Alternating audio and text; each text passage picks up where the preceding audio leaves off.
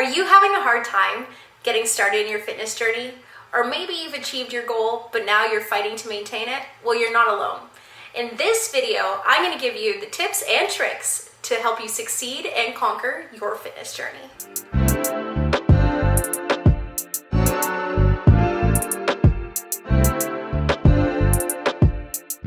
Hey everyone, what's up and welcome to this video. My name is Alexis and I am so happy to have you here. If you are somebody who is just getting started in your fitness journey, or maybe you've been on your journey for a little while now and you're just not seeing results, this is the perfect video for you. I have had the opportunity to speak to thousands of people when it comes to their fitness journey, and I've been able to help them set a goal, achieve that goal, and maintain it. And that's what I'm going to help you with today. The number one rule before I get into any of these steps that I need you to remember, because it is so key to seeing the results happen, is that you need to be doing this for you. You cannot have a goal in mind if you're doing it for somebody else. You might get to that goal, but you will not be able to maintain it long term if you're not truly doing it for yourself. You can have your boyfriend, your girlfriend, your spouse, your partner, your best friend be somebody who's motivating you, but when it really comes down to it, you have to want it, and you have to want it for you. So now that you know the number one rule to keep in mind for all of these steps, let's get into it. Step number one, you have to set a goal.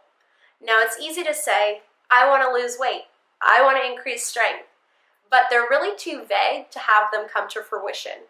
So you gotta dig a little deeper. You have to create a SMART goal. Now I know, you probably have said, I know what a SMART goal is. If you don't know what a SMART goal is, that's okay. It's a goal that is specific, measurable, achievable, realistic, and time-bound, or has a timeline. Let's roll the footage. What a SMART goal is, I do them at work, I had to learn about it in school, but they even apply to fitness. So let's look at that example of I want to lose weight. Let's make it a SMART goal.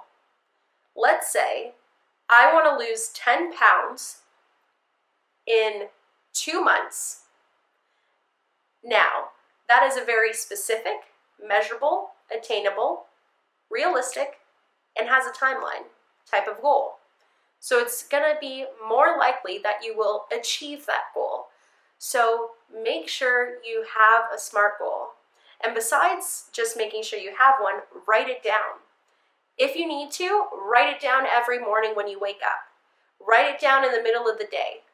Keep it top of mind because it is so easy to have roadblocks that come in the way. Which brings me to step number 2, overcoming obstacles. Now, if you're watching this video and the year is 2020, then you know we're going through one of the biggest obstacles, which is COVID-19. We've been in lockdown, quarantine, our gyms are closed. Some of us can't get a hold of any gym equipment, weights online because there's a shortage. And that's a huge obstacle. For many of us, we thought, you know what? Let's forget about my goals for right now. I'm just going to sleep on the couch. Or I'm just going to, I don't know, read a book. But it's important to remember that your fitness goals were important to you. So don't give up on them. Now, other obstacles can stand in your way, and usually it's a mental roadblock, like lack of motivation. When it comes to lack of motivation, I like to use Nike's quote of just do it. It sounds so simple, but it really is so simple and so easy to do. Let's say you want to lose that 10 pounds and you're not motivated. Well, like I said previously, make sure that you remind yourself of that goal every day if that's what it takes. If it comes to just getting motivated to start doing an activity, just start doing that activity. Take one step. When you take one step, it's that much easier to take the second. And before you know it, you've walked a full 5K. I don't know what that translates into miles, but you get the point. You have to just start. You just have to go. If you're needing motivation from an external factor, reach out to a friend, reach out to a personal trainer, email them, DM them. That's what they do. I have my email linked below. You can always reach out to me and I will help you. Sometimes you have to listen to a motivational speech on YouTube. I know I've done that. So just overcome that mental block. Step number 3, find an activity that you actually enjoy doing. I know that might sound obvious, but how many of us end up in a fitness class or doing a workout that we actually don't enjoy just because we think it's the only way to get the job done? If you don't like a cycling class, don't take a cycling class. Maybe you'd rather like a Zumba class. They're both going to elevate your heart rate. They're both going to allow you to burn calories to get to your goal. Just find something that's going to work for you, that's going to last, that you can do for a long stretch of time, for years to come. For me, I actually enjoy lifting weights. It's not a chore.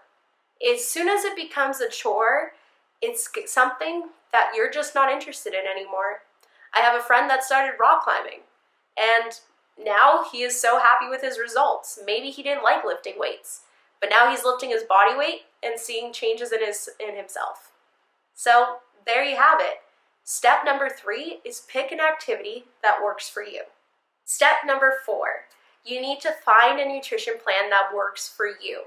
You can't just exercise and expect to see those results if you're eating trash. You need to have the best of both, working out and your nutrition. I can speak for that. I have worked out for a year, ate garbage, McDonald's, chips, everything I wanted, donuts. I love donuts still to this day. And I didn't see any results. And maybe that's you. Maybe you're thinking, I go to the gym every day for 2 hours. I do a home workout video every day and I don't see results. It's probably because of your nutrition. Not probably, it is because of your nutrition.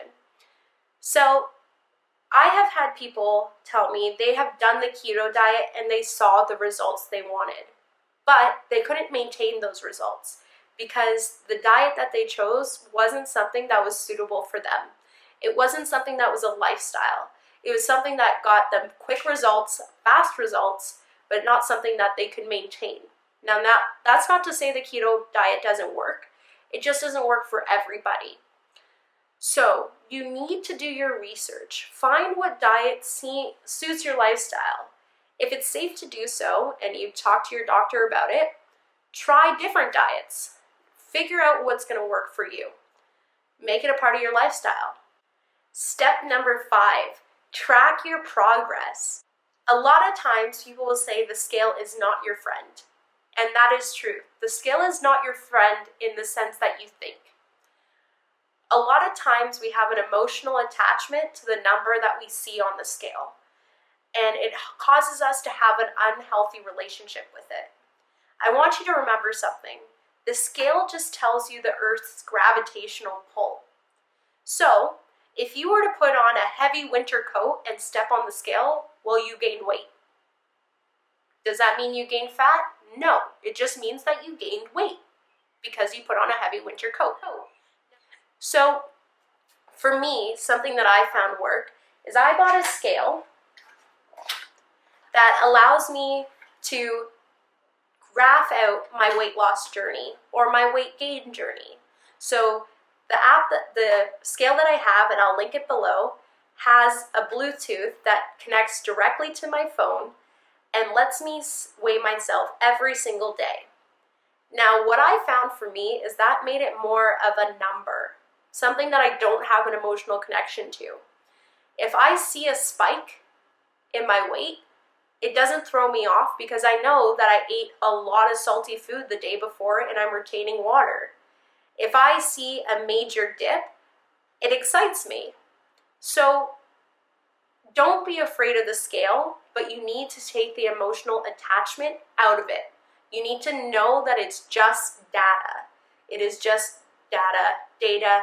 It's just a number. It doesn't mean anything. It doesn't define you. If you are against the scale, if it's too triggering for you, some other things you can do are take measurements. Take measurements and write them down.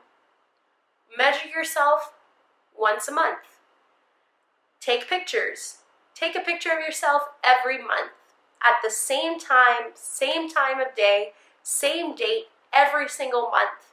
Because sometimes the scale might not show a big difference, but the pictures will. And when all else fails, rely on your mirror. Tell yourself that you are doing great. You are doing amazing. You have more energy than ever before. You are sleeping better at night. And you are well on your way to getting to your goal. Now, before I end this video, I want to make sure that you don't get discouraged if you don't see quick results. The things that I said in these steps are for long-term solutions, things that are going to be able to last for a lifetime. If you are doing something for 2-3 months and you're not seeing any change, then you need to realign those 5 steps that I laid out for you. So make sure you're doing this to make yourself happy, because that number 1 rule that I said at the beginning is that this has to be for you. Okay? Now, those are my 5 steps to help you in your fitness journey. I'm so happy again that you came to check out my video. I will post more as the time comes, so keep an eye out for that. What are you struggling with in your fitness journey? Let me know in the comments below, and I'd be happy to help.